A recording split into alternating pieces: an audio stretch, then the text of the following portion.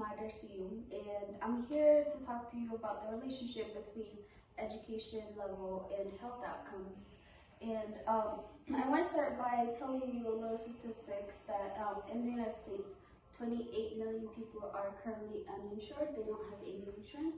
And from those, 65% of them don't have a high school diploma. And people who don't have high school diploma make about $20,000 to $100,000 a year, and that is $10,000 less than their counter high school graduates. So this is not considering any college or any post high school education levels. So once we see that, we also see other factors that I will be talking about in the future. In this speech to show the relationship between their college graduate and high school dropouts.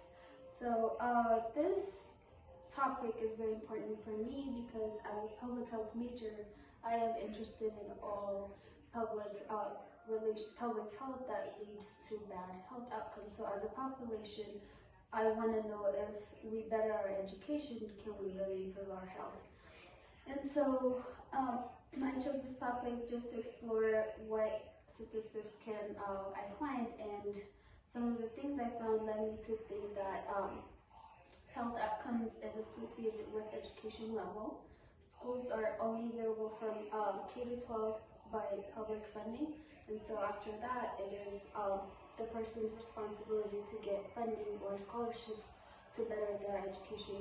So that could be one of the factors that could be affecting why people don't go to college.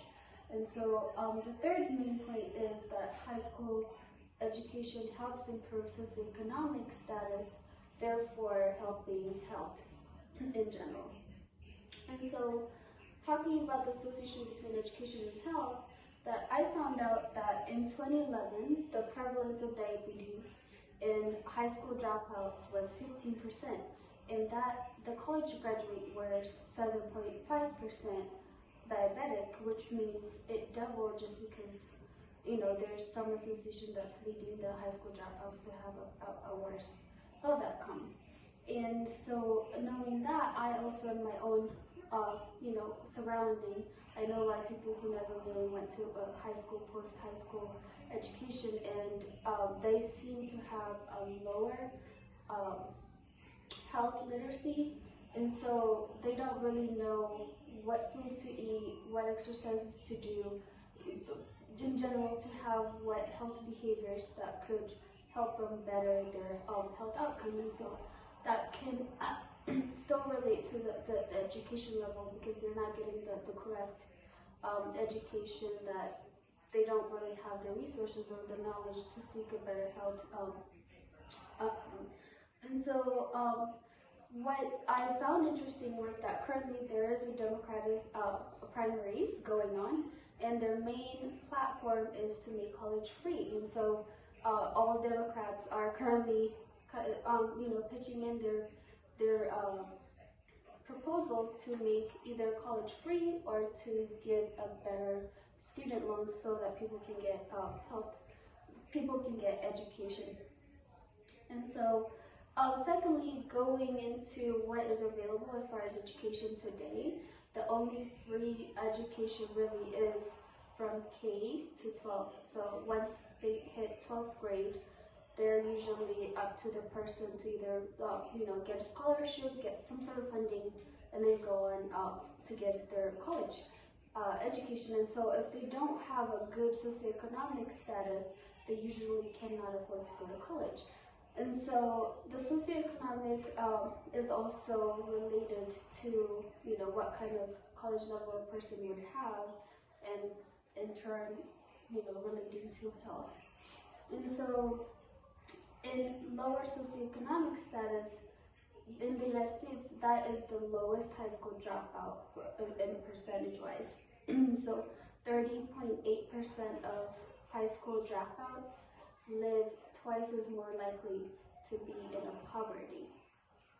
And so, as I mentioned above, diabetes is one indication of that. And another statistics I found interesting was that 75% of college graduates between the ages 20 and 35 reported their health to be the excellent or the best, whereas only 32% of high school dropouts reported their health to be really good. And so that was interesting for me to see. And my third main point is really to